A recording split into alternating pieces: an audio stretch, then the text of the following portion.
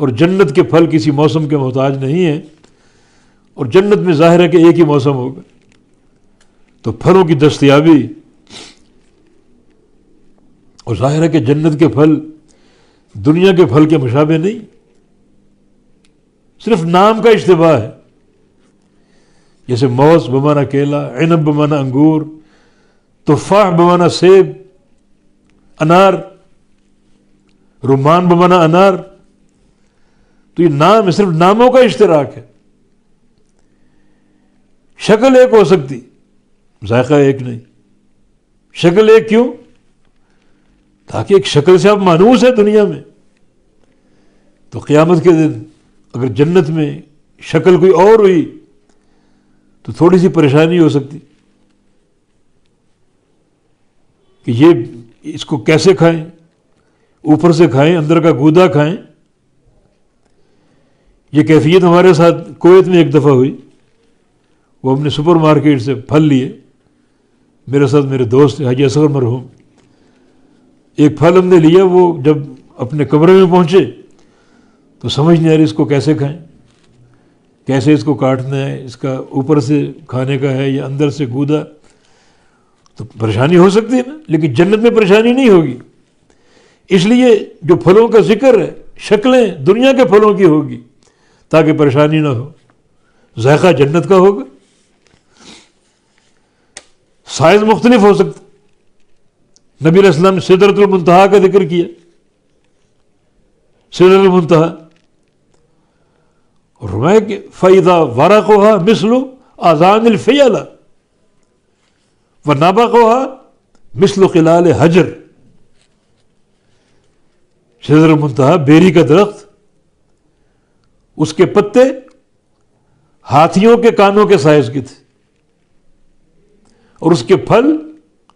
قبیلہ حجر، اس کے مٹکے مشہور ہیں، اس کے پھل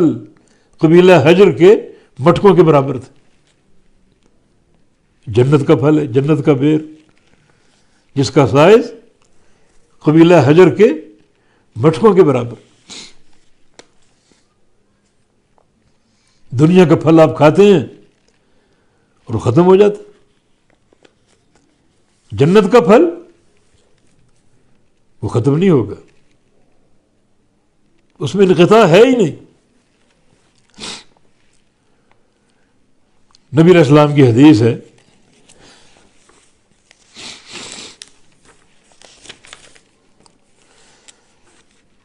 عبداللہ بن عباس کی روایت، صحیح بخاری مسلم کی، آپ کے دور میں سورج گرہن ہوا اور آپ نے سورج گرہن کی نماز پڑھائی۔ نماز کے اندر صحابہ نے ایک حرکت آپ کی دیکھی، وہ کیا تھی کہ آپ تھوڑا سا آگے بڑھے، جیسے کوئی چیز پکڑ رہے ہوں، تو یہ ایک نئی چیز تھی۔ جب نماز سے فارغ ہوئے صحابہ نے پوچھا رَأَيْنَاكَ تَنَاوَلْتَ شَيْئًا فِي مَقَامِكَ هَذَا، کہ جہاں آپ کھڑے تھے نماز کے لیے آپ نے کوئی چیز پکڑی، ثُمَّ رَأَيْنَاكَ تَقَعْقَعْتَ، پھر آپ پیچھے ہٹ گئے، اس چیز کو چھوڑ دیا، تو آپ نے کیا فرمایا؟ اِنِّي رَأَيْتُ الْجَنَّةَ، میں نے نماز کے دوران جنت کو دیکھا، فَتَنَاوَلْتُ مِنْهَا عُنْقُودًا، ایک خوشہ اس کا توڑا، پھلوں کا خوشہ توڑا، وَلَوْ أَخَذْتُهُ لَأَكَلْتُ مِنْهُ مَا بَقِيَتِ الدُّنْيَا، اگر وہ ایک خوشہ میں توڑ لاتا تمہیں دے دیتا، تم اس کو کھاتے رہتے، دنیا ختم ہو جاتی، یہ پھل ختم نہ ہوتا، وہ خوشہ ختم نہ ہوتا، یعنی ایک گچھے میں جو پھل ہیں تمہیں دے دیتا، تم کھاتے رہتے، دنیا ختم ہو جاتی، وہ پھل ختم نہ ہوتا، اور دنیا میں اربوں خربوں لوگوں نے آنا، قیامت تک آنے والے، تو پھر جنت کے پھل میں روک ٹوک کیسے ہوگی؟ انقطاع ہے ہی نہیں، ختم ہونا ہے ہی نہیں۔ اور اسی طرح کا واقعہ نماز ظہر کا بھی ہے،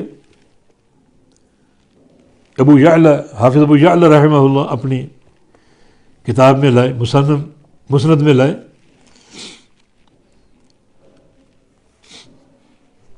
واقعہ سیدنا جابر کی روایت سے کہ نماز ظہر کے دوران انہوں نے نبی علیہ السلام کو دیکھا، آگے بڑھے پھر پیچھے ہٹ گئے، اور بعد میں استفسار کیا تو آپ نے اس کا یہ جواب دی کہ میں نے جنت کو دیکھا تھا، سوچا کہ جنت کا گچھا ایک توڑ دو، تمہیں جنت کا میوہ کھلاؤں، لیکن نہیں، یہ جنت کا میوہ مرنے کے بعد نصیب ہوگا،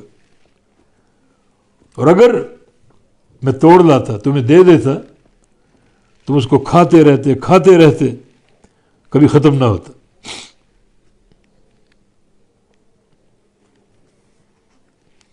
اور اس حدیث میں انگور کا خوشہ مذکور ہے، یعنی خوشہ انگور کا میں نے توڑنا چاہا تاکہ تم اس کو کھاؤ، اور اگر میں توڑ لاتا وَلَوْ أَتَيْتُكُمْ بِهِ لَأَكَلَ مِنْهُ مَنْ بَيْنَ السَّمَاءِ وَالْأَرْضِ لَا يَنْقُصُونَهُ، لے آتا تو آسمانوں اور زمینوں کے درمیان ساری مخلوق اس کو کھاتی، انسان بھی کھاتے، درندے چرندے پرندے سبھی کھاتے، اور کبھی کمی نہ آتی۔